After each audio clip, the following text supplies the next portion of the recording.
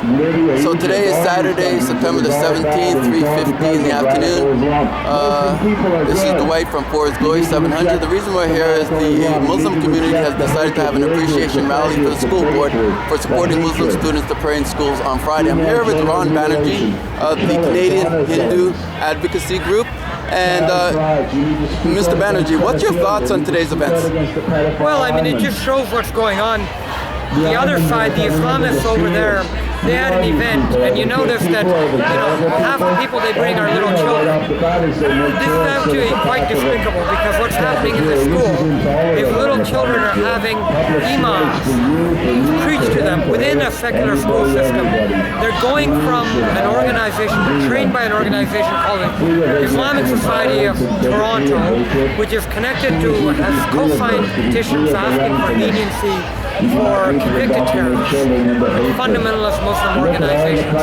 There's gender segregation, gender apartheid going on within that mosqueteria. Women who are on their period were shoved right at the very back in a group closet or something. This is what they're teaching little kids, right? And this is indoctrination. This is, in our opinion, this is hateful indoctrination. This is Islamist fundamentalist indoctrination. You can see that with the number of adults that are on our side and the number of children that roped in to come in here on their side. And this is something that shouldn't be allowed. In Alberta, I believe, there was a man who was indoctrinating his son, his little son, with neo-Nazi hate, and he was charged with child abuse. It is illegal to take children and to indoctrinate them with hateful ideologies. And the truth is, nobody has gone into this mosqueteria, and nobody who speaks Urdu or Arabic has gone in there and has listened carefully. And there are a lot of hateful verses in the Quran, and it's absolutely risible that this type of hateful ideology may be promoted to little children. And this is something, again, one of the many things that are against the laws and the values of secular Canada, but which they, of course, are trampling over, without any impediment whatsoever. Okay, Mr. Banerjee, thank you for your response. But what I've also noted is that the Muslim community in question has said that that particular school, 80 to 90% of the students are actually Muslim, so that the school board is actually providing a service to the greater community. What are your thoughts on that? Well, I mean, there are different schools where there are different ethnic groups that predominate. I mean, first of all, what about the 10% that aren't? The 10% that aren't they're sitting in classrooms. They're not allowed to use the cafeteria for an entire 1 hour a week, every single week, every Friday afternoon. They're having these 400 Muslim students being pulled out of class. They're disrupting the education of these kids, pulling them out of class, and they're marching back into class an hour later. And even the Muslims that are being brought with kids who are underage, right?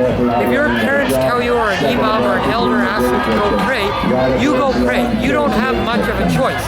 And it's terrible that it's one thing that parents have a right to raise their kids, and when they're in the home, if the parents ask them to pray or to do something, they have to do it, they don't have a choice. This should be going on within a publicly funded secular school system, which is a place where children are there to learn from our secular education system and are not there to be pulled out of class, sent to a mosqueteria and learn about fundamentalist Islam.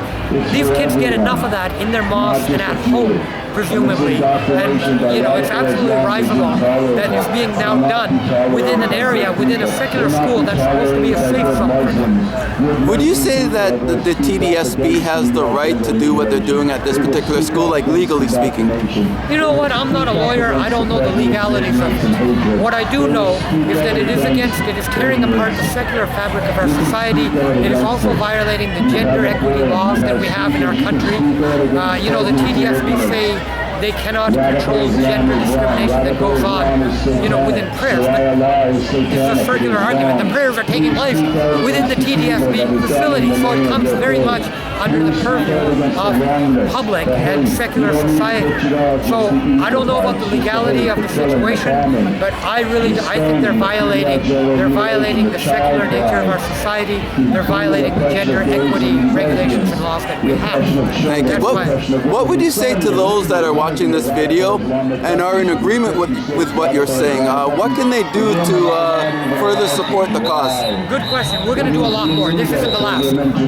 We have a good slate of events planned, especially for October, when these prayers are going to be starting within the school system. They should go to CanHindu, CanHindu, canhindu.com. What they should do immediately is they should click the subscriber button, put their email in, they should subscribe. And we can keep them informed of the events that are going on, what we're planning. They'll know in advance the events that we're planning. They really should do it. And what would you say to the Muslims that most likely will be watching this video?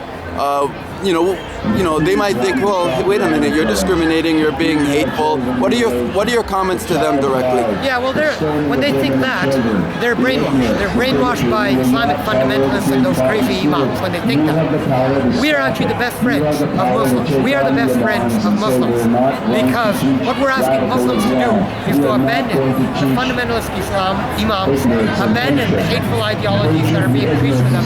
We're asking them to join us. And we have had Muslims, lots of Muslims have joined us. In fact, we are overwhelmed. We are deluged with Muslim support. Rahil Raza, the premier moderate Muslim in Canada today, has come to our protest, our picket, and spoken on our behalf. Friends of Women in the Middle East, another moderate Muslim organization, they have endorsed and supported us. We are overwhelmed with Muslim support, but a lot of the Muslims want to come over and support us. They're afraid. They're in fear. So what we're trying to encourage them is, look at us. We're a multi-faith coalition. We've got 6 different organizations, including International Christian Voice, Canadian Egyptian Congress. We've got Evangelical Asian Church. We've got Jewish Defense League. We've got Canadian India Advocacy. We're a rainbow coalition. We're a broad-based coalition. They should join us. They'll be safe with us. We will protect them from the Islamic fundamentalists, and we will lead them to the right path. Wonderful. And if people want to find you, Mr. Banerjee, where can they find you? Your website information? CanHindu.com. CanHindu.com. Thank you for your time. There, they can get a hold of us. Thank you very much. So that was Mr. Ron Banerjee as he's here at the rally rally in support of the Toronto District School Board. We don't do that. Islam does that. Islam oppresses women.